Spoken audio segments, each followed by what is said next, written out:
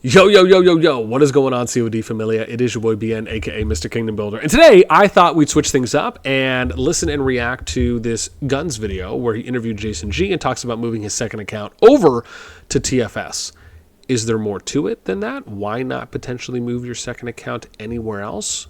Let's see what we end up hearing in this one. As always, if you enjoyed my content, make sure you throw us up because it helps out a lot. Here we go. All right, guys, what is going on? It's your boy Gunz here, and we definitely did not just record for 7 minutes and not TFS. And some of you guys in the background, let me show you guys here. I have the TFS banner there, but I have moved with baby Gunz over to TFS. And some of you guys, I know some of you guys may be wondering, why the hell would I move over to TFS, right? And for 2 reasons, right? One, I thought it'd be pretty cool to vibe out with my boy JasonGee, right? And my boy Jake is there too, so I'm like, that's pretty cool. Just vibe out with those guys. And 2, it's the perfect freaking storyline, dude. TFS has the perfect mixture of hate and love. Do you guys not, or what? Like 90% hate, but we take it. We take it. Right, because you're gonna have people that within TFS, right, that are gonna be rooting obviously for each other, and the other people that are just gonna be preying on the downfall of TFS. So I think it plays out for like the perfect benefit. I benefit from my baby Gunz account finally being in a good alliance because I was in a dead kingdom forever. I'm not even kidding you, bro. I had an alliance named Gunz. Okay. So this is a little bit interesting, and I feel like there's a little bit more here than potentially just that. And let me explain. So number one, he talks about being able to go and play with his friends and vibe out. Again, I'm sure Gunz has friends in other alliances too as well, but I don't know how close he is with Jake and others there. So again, maybe that is valid overall. The kind of TFS mix of hate and love. So you remember, right, TFS for a period of time was the number one alliance in the game, and they ended up, let me see here if we can properly show this off. So we have, let's go to alliances, kingdoms. Here we go. Just gotta make sure I'm on the right screen for you guys. And you can see here, right, TFS was wherever they were, done to beach. Here we go. So as of May of this year, so this was 5.5 months ago, right, they excuse me, right, they were top 1 alliance. You could see them here, a number of these. Noir, obviously, one of the weeks, one of the months we did it. But you can see going all the way back here where they really kind of started coming up back in September of 2023, right? So a little over a year ago. And you see there's just a number of consistent placings. Even if we go to Kingdoms and we go to, gosh, wherever it was, Kingdom 23 at the time when I did. So not this month, but the last time we did this was on August, right? So Kingdom 23, they were still there. And then you look at, gosh, I have to go backwards here, July, right, where 23 was there. And then I think this was back in June when we did it, right? So there was 2 months consistently along with a number of top number 1 alliance placings that they had. So again, they were on a pretty good streak here at this point. And so I think that's kind of where the mix of love-hate happens, is that you have them kind of be at the top for a pretty decent amount of time. And then obviously with everything happened and then moving from 23 to 40, right, where you kind of feel like, oh, this is the downfall, right, which is i.e. their rebuild, you have some of that mixture. And then talks about kind of the perfect storyline. I do think it would be a very interesting storyline if they came back, right, and were able to kind of revitalize themselves up at the top. However, I also asked the question, which is, there are other kingdoms and alliances that Gunz could have taken a second account to as well. So either is something happening in Noir that maybe he couldn't move his second account to there, or do they just not allow for 2 accounts to be there? Maybe that's it. Is there something that he knows that we all don't know? Are they going to get a major influx of people coming in and he kind of wants to be there to ride that wave? Is it just the friendship and he wants to maybe help and kind of regrowing it? And maybe that's part of what they're talking about in the interview. We'll see. Let's continue. And then I'll just support on Warband Terror. TFS moved to server 40. We moved to server 40 and, trying to start our rebuild and our restructure. It's going pretty well so far. We have about 60 players. Our average power is around 97 mil per player, so that's pretty good. All our players are active crackheads, just like you, Guns. You know, they're going to be staying up all the time, fighting with me, and that's really where we're at right now. We're just going to keep building, keep growing, and slowly over time claw our way right back to the top where we belong. Yeah, definitely, bro. Freaking every day on my streams. Why do I say every day? Because I don't stream every day. But the times that I am streaming, people are always like, "What is TFS up to? Are they dead?" Interesting how people are so interested in what like. But no, yeah, I definitely see what you're talking about with the 6. But it's like you guys could have had more. But as you said, you were very picky as to the players that you brought over. What are some of like the main things that you guys were looking at as far as like a profile, right? Like if I'm a new player, what do I need to work on my either profile or just me as a person to try to get recruited? So overall, what we're looking for is activity. I don't really care anymore about power. I'm not going to do the same mistakes I've done before and just recruit high power players. My whole goal now is to recruit as many active players who are going to be logging on every day, players where I ping that it's time for war, that we have like 60, 70, 80, even 100 players in VC at a time, you know, just fighting it out, duking it out. Another main aspect of what we look for when we're recruiting is if you could vibe with us, you know, in the nicest words possible. We don't want any snowflakes who are just going to be complaining all the time, or people who think their opinion is better than others and just causing friction within an alliance, or people who bring drama along with them, right? Uh, the whole goal of me being an R5, of me even having my own alliance, was always to build a community and build a place where everyone could come, hang out, play games together, not only Call of Dragons, but other games. And that's what we're striving for, is, you know, just to build a community where people could, you know, come home after a day of work, log on and just chill with their friends. Yeah, definitely. And Okay, so for this one, right, very interesting. Maybe Jason will dive a little bit more into this, but I really appreciate the humility here and some of the humble approaches of words that he just eluded was spoken about.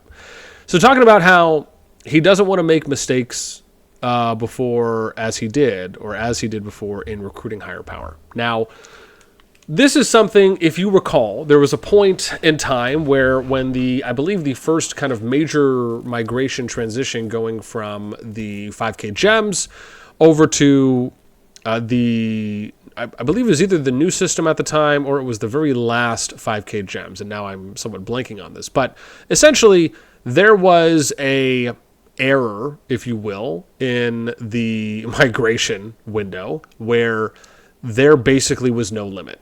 It was a no power limit for this stint on this particular window, and it allowed for essentially as many people as they wanted to bring in. And this is how Kingdom 23 and TFS was able to get up to about 37 or so billion power. And them bringing in ANCS, which I'm sure he'll talk about in a little bit if he mentions it, talking where they just focused on kind of bringing in the power. Now, there is two things here when it comes to kind of just bringing a bunch of people in.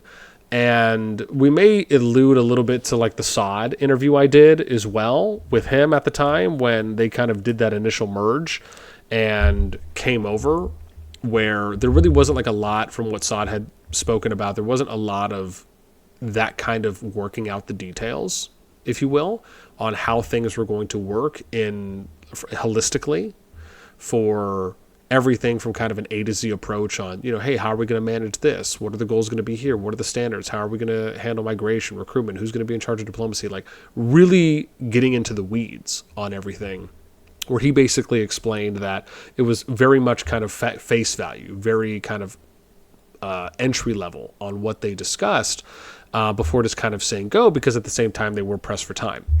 And obviously we all know that Sod and Echo and a number of people from TFS left and went to 60.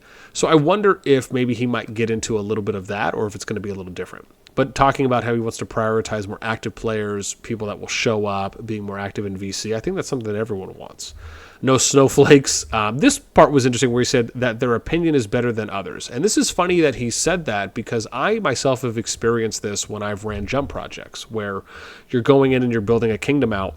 And first and foremost, there's nothing wrong with having an opinion. However, there might be some people that will have stronger opinions and be more robust in their outpouring, sharing of their opinion.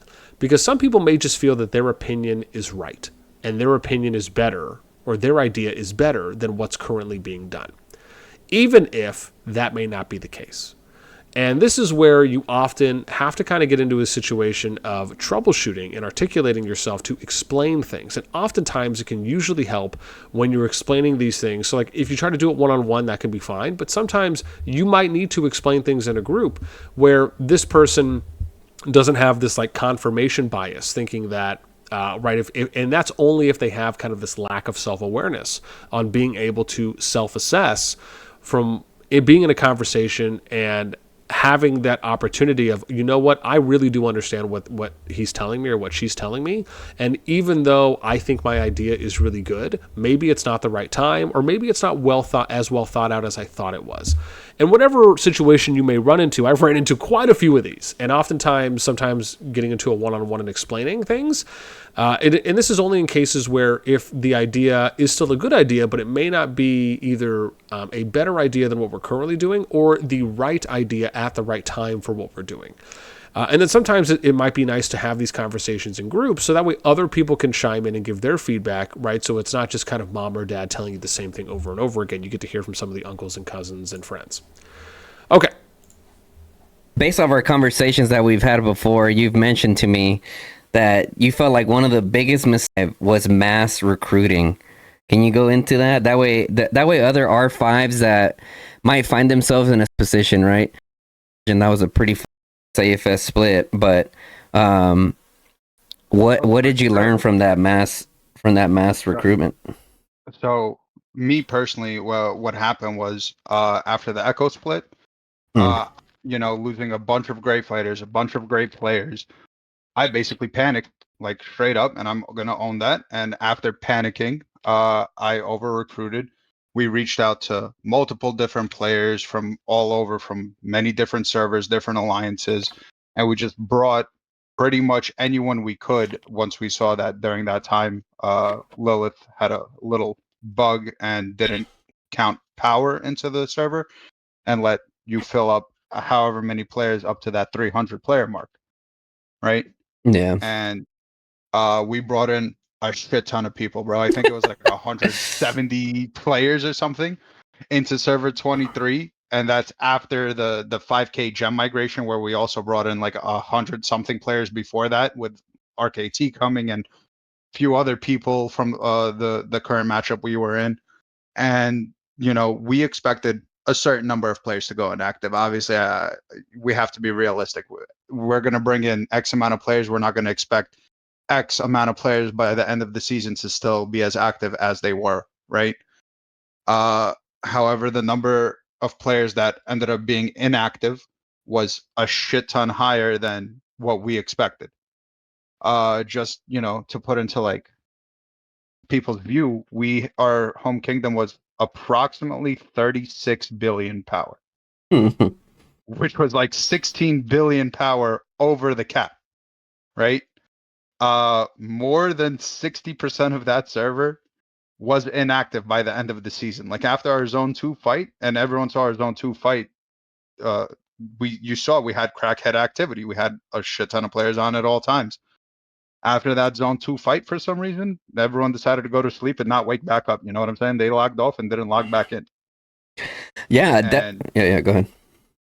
After that, it slowly became like it was like a slow bleed. You know what I mean? Like by the end of the season, it just got worse and worse and worse, to the point where I personally saw that server 23 wasn't salvageable. Like, how do you expect me to kick out 20 billion of power to be able to recruit players in And even if I zero players in the home kingdom or inactive accounts within the home kingdom, I'm not really going to damage them much because they'll only lose an X amount of percent while I lose even more troops.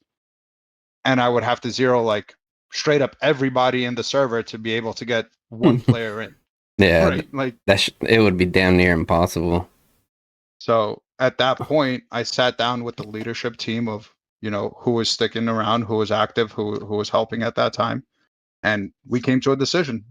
Flat out, we came to a decision that, moving is our best bet, and restarting, restructuring from the ground up, redoing our leadership team, redoing our roles, all that is going to be what's most beneficial for our alliance.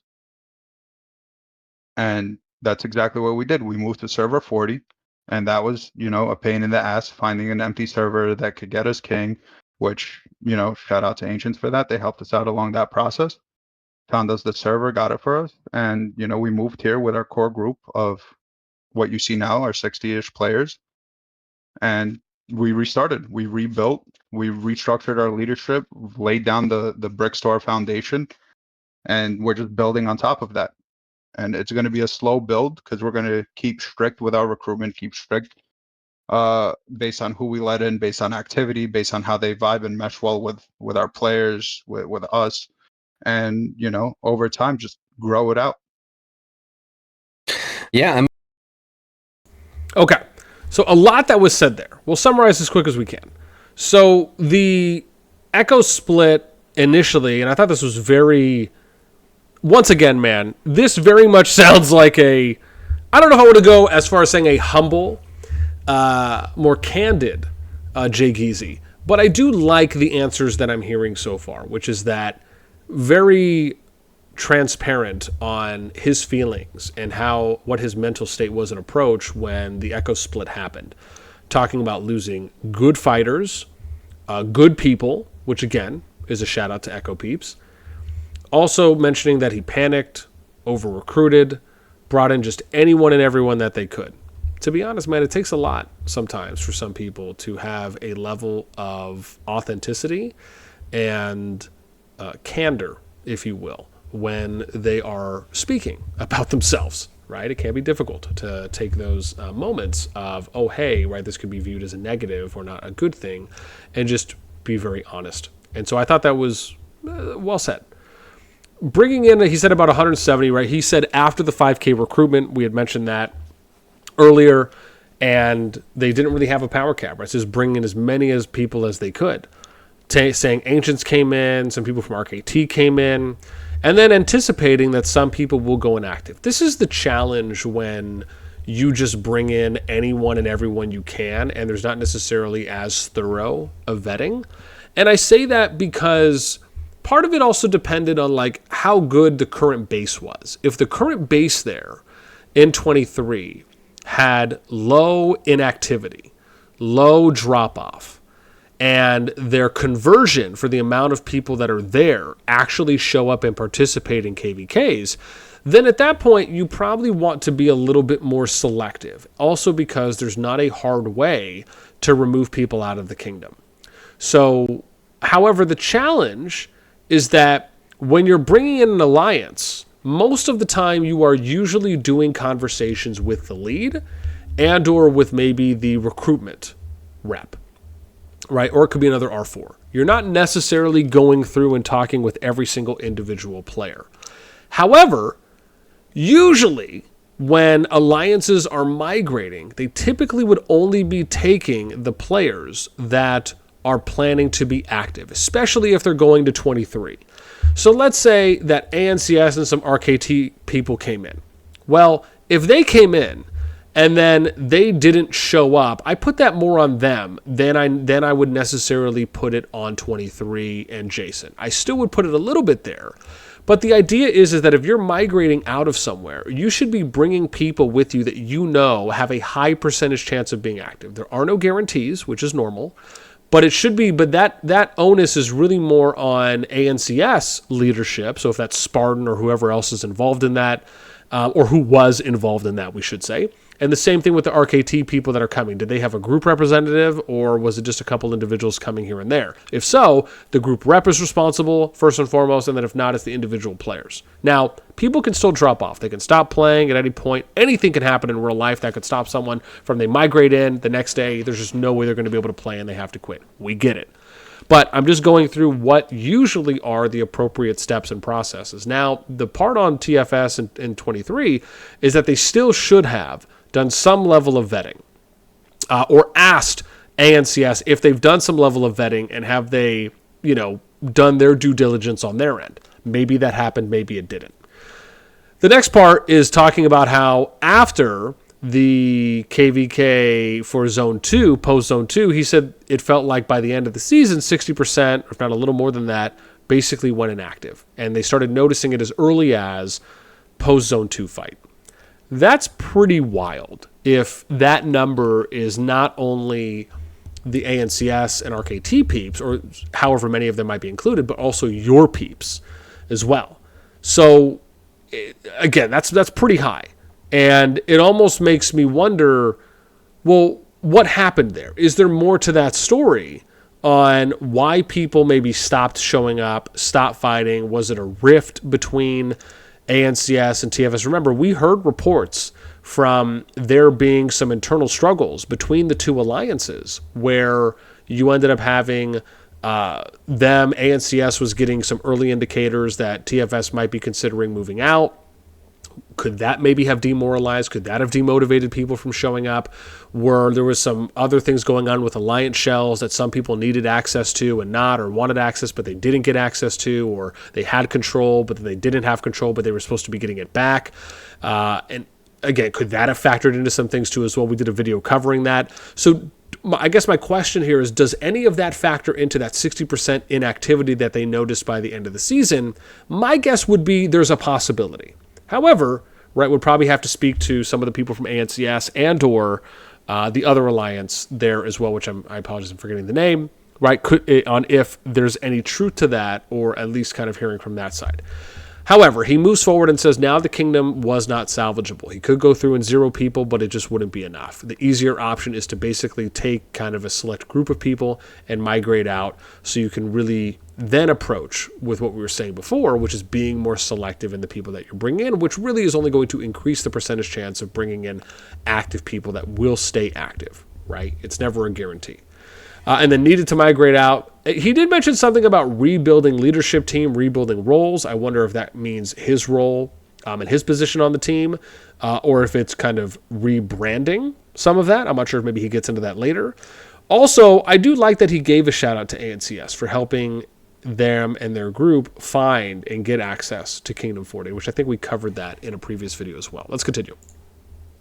I mean, even just scrolling through the roster, like there's a lot of 100 mil plus per player, I believe, is around the 97 mil mark.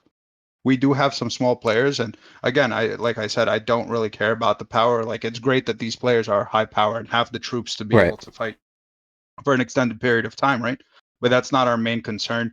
Our main concern is your activity. Are you going to be on? Are you going to be fighting? Am I going to ping and have a response of 5 players, or am I going to ping and have a response of like 25 players? You know what I mean? That's what we're looking for. Yeah, definitely. And the other thing that I want to bring up, a little bit of a harder question that people I see like a decent amount of people say, they're like, it's all Jason's fault and like how he treats people. What is your response to that? To those people saying that? I'm be real. You cut out. Maybe it was my internet. Repeat yourself, bro. Oh no, yeah, you're good. So like, there's been. Of course, he cut out for you there. No, sure. Good opportunity. Good opportunity. And a few people who say that the reasons of how he pretty far stretch. Even though I know you, right? I admit you could be hard headed. So I don't know. What's your response to that? I'm be real. Am I a hothead? 100%. Do I yell sometimes? 1,000%. Everybody knows that. But everyone also knows I only yell when people do stupid shit. Am I trying to work on that? Yeah. Is it going to be like a fucking drastic change overnight 180? No. and people should know that. If you do fit our qualification for recruitment and you come, everyone knows how I am. I don't hide it, whether it's in public COD Discord. I don't hide it whether I'm in VC with people. I don't sugarcoat it when I'm doing Diplo talks, right? I am who I am. I own it fully. Have I been working on changing it? Yes. Okay, hang on, guys. I wanna show you this real quick. I'm just pulling it up. I'm trying to see. Hang on. Let me see because I think I still have this clip here from when we did a war listen in, and I think some people remember this when we did this with TFS and Jay Geezy and crew. Now, I also want to preface this as well that Jason and the team were very kind to allow for me to come in to the VC. And we did 2 parts to this. The first part was where Jason was war leading for the most of the time, and the second part was where someone else was war leading for the most of the time. And we released these in a part 1 and a part 2 a day apart. But just to give you an idea here, right? MLH, break it. Move down, MLH, move down. Infantry, down, infantry. down. Everyone control infantry. Infantry, use it as a shield. Let's go. Move forward with the infantry right now. Yeah, there you go, guys. There we go. Diverse, get another ping going right now. We're halfway done. This is the halfway point right now, guys. We're at the halfway mark.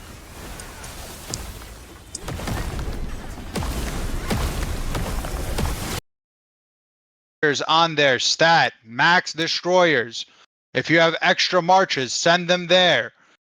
Fucking something, guys, come on. Jason, it's time to cut our losses. Yeah, We're taking too many subs right now. we have to pull back. Cut our losses and try again. Well, I'm sending Max. Sure. Like, all the Everyone pull destroyers, back. But it is getting nuked.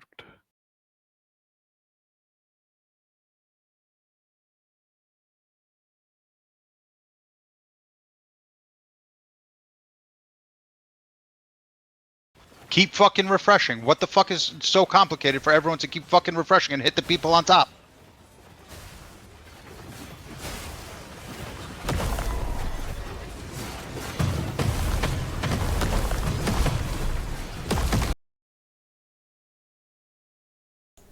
Okay. Yeah, well, again, we're not going to listen to all of it, but I'm sure there was a few moments throughout there when people originally listened to it, and along with some of the comments that people had mentioned, and that was just at the time. And bear in mind, this was a while ago, but I just wanted to add some context to what Gunz is asking here and what Jason is referring to for because again, there's not like a million of these clips that are public, right? That one was probably one of the first clips or videos that really gave kind of an insight into TFS and Jason, probably just more so than anything else, at least that I had seen at that time. Okay, so let's continue. Has there been change already? Yes. Will there be more in the future? Also, yes. Will there be moments where I might lose it and be like, yo, you're fucking like being a moron right now? Also, yes. Yeah, I feel like with at least with me with like my military.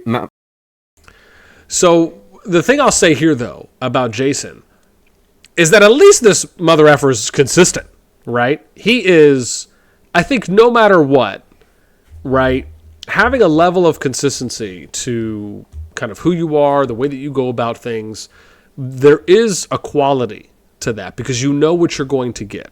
And at that point, it's not really about him, it's about you. Which means, what I mean is that you are the one who decides if you want to go there and you want to play in that environment, or you don't want to go there and you don't want to play in that environment. But it is up to each individual. However, can we say that certain personality traits, certain characteristics may be more or less attractive to a larger base of people? Okay, sure, we could say that. But it doesn't necessarily mean that no one's going to want to go there, no one's going to want to play there. The fact is that Jason, just like his team and a number of players that are still there, have been playing COD for a while, and they do show up to fight. And so it's really just a matter of, I think, if you understand the position you're in or you would be in, and this goes for any alliance, right? Just because maybe some people have a certain way that they go about articulating or describing a situation or a scenario that's happening, or again, doing live war leading, right? again, maybe that is just the way that he articulates, right? It's kind of someone who kind of puts on I don't want to say a mask, but kind of has a character persona that they exude, right, when they're in particular situations. And so, like I said, I think at the end of the day, it just really kind of comes down to, that's the place you want to be at, and that's the place that you want to play. And that's not saying that he is that way exactly right now, right? Again, going off what he said, yeah, there's still some opportunity, there's still some chances that those things will happen. But again, at least he's consistent. With my military experience, like for example, I'm the kind of player that I don't care if I'm getting pinged 20 different times and I wake up at night. Thank God I woke up and got involved, right? Really, at the same time, that's one of the things I'm fucking passionate. If there's any dude, that time when you ended up taking over TNS, was it TNS? It was MT. It was MT that you made TNS. I remember someone was like, "You guys think?" I'm like, "Bro, if anyone's gonna cook up anything, it's fucking Jason." And then, right? So it's like shit show, or it's a freaking great freaking story. You held #1 Power Alliance for an entire freaking year, and that is not a easy thing to do. Especially now with migration, it's crazy. Everything I do is always with the best interest of TFS. Like all my actions, like all my recruitment, all like, even if sometimes I'm wrong and I do something stupid, my intention was always to be good for TFS or to do something good for TFS. It's like that's my main goal, right? I'm R5 of TFS. I'm the king within this server, and that's not something I'm just gonna take and not work towards, like, right? I'm trying to keep my players happy. I'm trying to keep them engaged. I'm trying to keep fighting going for everybody. Am I going to try to win every season? Yeah, because for my players, I want what's best for my players. I want them to work on their accounts, whether it's with the extra Yggdrasil crystals and all that, and the rewards from winning. But obviously, as a player, people like to win, and that's going to be my goal, is to continue winning, continue being on top with a balance of winning and fighting. Yeah. And everything I'm gonna do is going to be ultimately, in my opinion, what's going to be for the benefit of the alliance. So what I'll just say here is, I personally think, and it's funny, a number of us were actually talking about this on the COD Discord VC today, Wednesday, October 28th. I had joined, and there was some people that were kind of joining in and out, but there was a decent group at one point where we were kind of talking about this, and I was throwing this idea out of kind of hoping that this narrative of, we just only need to focus on winning seasons. It's kind of the same thing as like what you see in sports, where teams and coaches and owners and star players talk about, oh, well, the only thing we want to do is win a championship, or the only thing we want to do is win a World Series, or we want to win the Super Bowl, right? We want to be the last team standing, the last franchise standing. And I think in this particular game, even though I can understand how some people are taking that, it is a little bit different. And I say that because in this game, which is also perceived as a war game, really the #1 objective is to go out and actually do PvP, right? You're not going to win or have any chance to win if you don't actually show up and fight. So if you're talking about looking at the root cause and the common denominator, I personally think a primary objective for alliances shouldn't be, as far as the #1 objective, is not to win. The #1 objective is to just actually go out there and fight, and to be active, and to be consistent, and to be engaged, and to fight to your heart's content. And then #2 is, okay, you can kind of go through, well, we still want to win. It's not like we want to lose. But our primary objective is about creating an environment where we have the highest percentage of players that will convert from home kingdom or just from not fighting to fighting, right? That are CH16 city halls at 16 and above. And that's really what the #1 objective should be for every single kingdom and every single alliance. It's how do we get the most out of the players that are currently here to come out and fight? Because the enjoyment isn't necessarily the winning or the losing. The enjoyment is the journey getting to your destination, which is winning or losing. So the primary, in my view, focus should be really honing in on, how do we create the most fun, most engaging, most PvP fighting experience that we can for our players in this KVK? because that's really what people want to get. If you do a KVK and you win and you only have like a day or two of PvP, I just don't find that to be fulfilling. I think people really want to get a lot of PvP out of their 50-day season. And so with that in mind, right, we'll see what ends up happening there going forward. But that is how I would view setting appropriate standards and expectations for people coming in. I think that if you're only concerned about winning or losing seasons, all you're doing is just giving everyone that joins your kingdom or in your alliance a hard post or a hard goalpost, an immovable goalpost that is either going to exceed or not exceed their expectations, right? You're not really leaving any wiggle room, right? You're either saying we're going to win, and if we don't win, we lost, and then people will feel disappointed and maybe drop off or decide to migrate out, or you're setting the standard where we're only going to win. So that would be the only thing I would just adjust in the approach. Is it's not to say that you don't have to focus on winning. It's that should just not be the number one overbearing thing you plaster every single place. Definitely. You right now probably have some of the most first-hand experience dealing with all this migration stuff. And I know that migration is like a big thing that kind of the developers have been working on to improve, whether that's server cap, how many tickets, all that stuff, which I have zero clue about. Thank God I don't handle any of that. Sounds like an administrative nightmare. 1 second, Pops. Which I imagine they watch some of these videos, so maybe they're watching this one. What would you say that you would like to see within that migration process that you would find very helpful? All right, with all due respect, devs, you suck. I straight up, the migration is a nightmare. What I would ask is, one, reduce the cooldown of 90 days. I feel like that's way too long, right? Especially if a season is only a rough estimate of 50 days. And if a player sees that he's not meshing well with the alliance, that he's basically stuck not for just 1 season, but for 2 seasons. 2, the cost of migration. For the majority of players within the game, it's not feasible to spend $385 when you want to leave an alliance, right? And 3, the server caps need to be worked on. I feel like 20 billion at this stage in the game is a little low.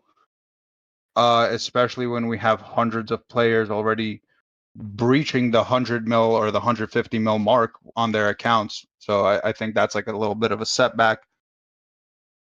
And also the whole thing of only like being able to stock up only 3 special migration tickets. I feel like that's a little bit of a hindrance too. I feel like you should just be able to hold however many you don't use. And if you want to put a limit, make it like 10 or something.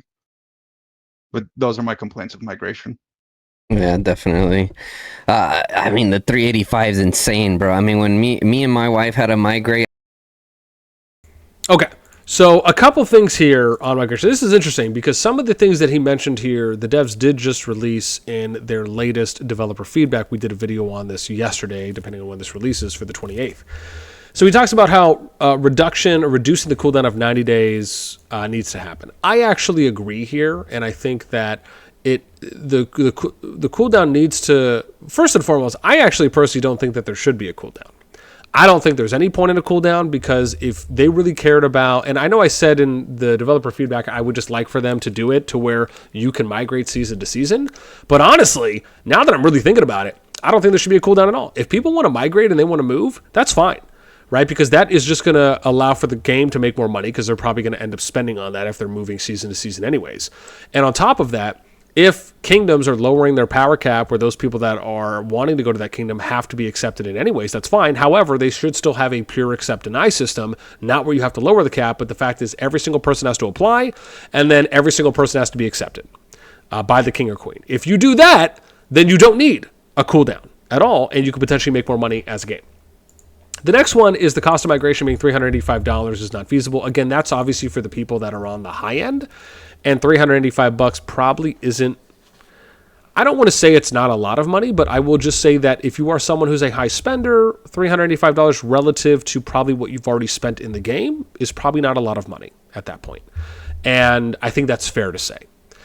Aside from that, some people will probably feel, I'm sure they do, Jason from what he stated here, appears to be one of them, where it's $385 seems to be a lot of money in order to migrate once. However, keep in mind that the objective is not necessarily to migrate every single season. The objective is to migrate in with the hopes of finding a new home. So the hope is that minimum you should only have to migrate once, right? And that's only to say like, okay, you landed somewhere good, but then how long will that last before you may need to migrate again? Of course, there's always that. However, I'd love to know from you guys, is $385 too much? And if so, how much do you think it should cost on the high end in order to buy that amount of passports or permits that you would need to migrate? And I'm sure some people might have to spend, I don't know if it is going to be more than that. I have to look at the passport permit chart again. But I'd be curious to know if you're someone who's over 100 mil or just a higher powered player, right? How much have you had to spend? How many permits did you need? How much did you spend? Did you end up finding a place that really fit well for what you were looking for? Or were you someone who migrated somewhere, it didn't end up being what you thought it was going to be, and then you had to migrate out, or you would have liked to be able to migrate out the very next season, but you couldn't? I'd be curious to hear. And then the last thing he said was, or second to last thing was that Kingdom server cap of 20 bill is low. I think the cap is around 22 bill from what we've deduced based on stat polling for Kingdoms in season. However, very small difference there in power. The thing that I will say here, and I've talked about this before, is I do believe at a certain point where I could see them raising the power cap. However, first and foremost, what needs to be addressed is the fact that you have a number of kingdoms, TFS, Nawar, however other many that practice this, is where they on average will recruit higher powered players. This means that you are going to hit a full status on your kingdom migration activity higher, or we should say faster, than someone who's recruiting median average players at like 30, 40, 50 mil. So you also have to understand that you recruiting on average higher powered players will make it so you hit full status faster. You can't have your cake and eat it too, right? There's nothing wrong, technically, I'll say technically, with recruiting lower powered players because you can get more of them in, and then you could also help and assist them in being able to boost and support or just power up faster. So you could look at it like that, where you could bring in, now they have 150 cap. So let's say you bring in 150 people at like 20 to 30 mil, and then you just nurture them and work their way up, and they end up becoming active fighters, versus bringing in maybe, 25, 30, 100 mil plus players. I mean, again, right, you kind of have to pick and choose, but when I say you can't have your cake and eat it too, means you can't just recruit only 150 or 100 mil plus players or 90 mil plus players and you only get in a small amount. You hit full status and you can't bring anyone else in, but then you complain that the cap isn't high enough to bring enough high people in. Because in theory, what's stopping people from, like the highest, strongest powered players from just all joining the same kingdom and then running over everyone? Right? And that's not to necessarily say like that is Nawar, even though I'm sure some people may make that argument. It's just to say, like, what if that happened on a very extreme end? And so that's where you have to understand that your action on who you decide to bring in will have this effect. And I think that's pretty clear right now. So like I said, I don't see that there's necessarily anything wrong with the cap currently. I don't believe that they necessarily need to increase it at the moment, but I do think it's something that needs to constantly be monitored because I could see it being increased at a certain point in time. The last thing was talking about 3 special migration tickets does not stack up high enough. It'd be nice if those can kind of continue to stack. I actually agree here. I don't think that there should be a limit on how many special migration tickets you have piled up, right? You're generating them once a month. If you're not using them in that moment, I don't see why there should be a cap on them. Or if you absolutely need to have one, do 12 for the year or something like that. But otherwise than that, I don't think that there should be. Yeah, I had to spend almost a rack to move us, bro. Like that is insane, dude. Like, and you're stuck in a kingdom that's either dead, or you got kicked out of an alliance, or you're just not like meshing well with the alliance. What's the player gonna do? They're gonna just fucking quit, bro. 1 second, Pops. I'll be right there. Okay. They Call of Dragons. They have a company to run. They have money to make, right? But at what point? Make more pets, make something else, but the migration stuff is pretty crazy, man. Like one thing is like, oh, I'm getting wrecked in the field because I don't have 3-star skills on my pets the way these guys do. But another thing is just you're full on just stuck. You don't have money to migrate.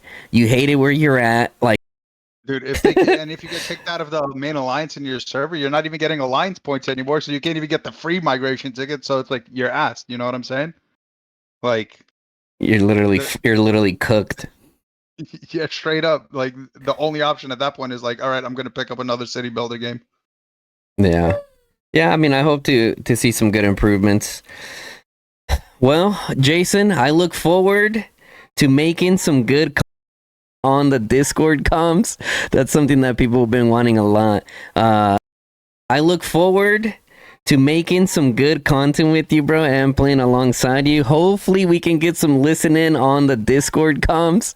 That's something that people have been wanting a lot. And, you know, obviously, so very interesting that Gunz said this, because like I said, right, we referenced to doing basically, from what I understand, I did like the first like top level alliance or top strong alliance or kingdom listening comms with TFS a while back. And again, numbers wise, I thought it did pretty good, and people were really interested to hear that. And I do really want to do those things again. Obviously, I had a little bit more time free back then than I do now. But interesting that he had referenced that, because I'm sure that would be a good opportunity to do that. And obviously, he mentioned the content too as well, being able to play in 2 alliances. That's kind of a nice benefit when you have 2 accounts that are high powered. You have enough time to be active on both, and you can kind of dive in to 2 different storylines, 2 different narratives on pieces of content. So yeah, man, I think it is a good idea on Gunz's part. obviously me being in Discord comms with you before, people like hearing your Discord comms and like how you control the field and everything. So, and I'm sure people watching the channel are also excited to see when again.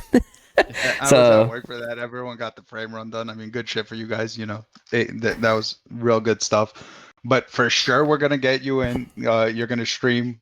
We'll get it set up. We'll work something out for the Discord comms. You know what I'm saying? Whether it's like a little delay or something, but your followers, your subscribers can definitely, you know, get that what they want, and we'll definitely make some content. And it's good to fucking finally have you back here. All right, guys. Well, that's going to be it. Jason, I appreciate we're playing, and everyone's going to be able to see the comment section below. Let me know. Well, guys, that's going to be it. All right, that's it. That's all. I want to read some comments real quick, because I don't know if we did. I just want to read some comments and see what people are saying on that. So, yeah, we're going to give that a thumbs up for my boy Gunz. Great talking to you, JasonGee. I only yell when people are stupid. Also, Jason, everyone is stupid. Meme Lord, am I everyone? Jeez. Let me see. But Jason left AFK for 4 days during the war versus Pay-to-Win after he lost great leadership. Anyone who joins TFS doesn't know the disaster they are getting into. 2 full servers already left due to the R5. 2 15 billion plus teams worth of people. He is the reason Echo became a team when they left TFS. Jason is hot. Tempered guy, which mean his emotions unstable. Unstable means he doesn't fit to become a leader. Wishing you TFS best of luck. Played in the TFS Center for 2 seasons. It was great fun. Matchups should also be interesting with the power level. W interview the 2 W people. Looking forward to the TFS wars and with Baby Gunz and JasonGee. It's just Baby Gunz. Gunz turning heel to join TFS. That's great to hear. Hopefully TFS gets to be a powerhouse again. Downfall of Gunz. Damn.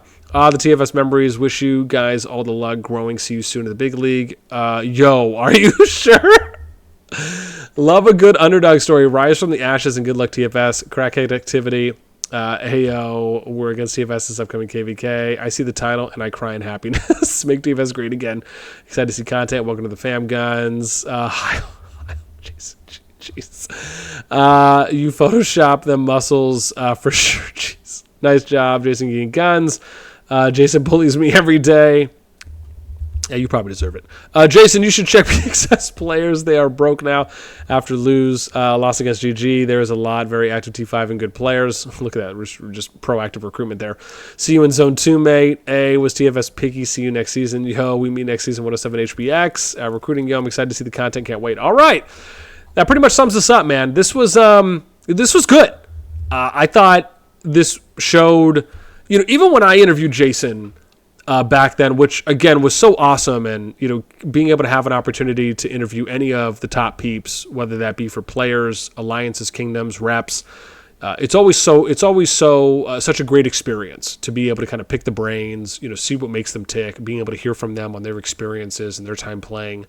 And I just remember, Jason kind of being the same, pretty consistent person when I had the chance to interview him. So man, this was good, and I liked that there was, like I said, a level of accountability and responsibility that Jason felt at a couple moments where he did mention that throughout the interview. I think that's a positive thing. Regardless of what side of the fence you fall on, if you feel like, oh man, he's changed, he hasn't changed, same person, at least he said he's consistent, and he's not trying to fake it and make it seem like he's someone that he's not, and you know what you're going to get. And I think no matter what, anyone can at minimum at least respect that. With that in mind, listen, man, that's it for me. Let me know what you guys think in the comments down below. That's going to do it. As always, until next time, we'll catch you later.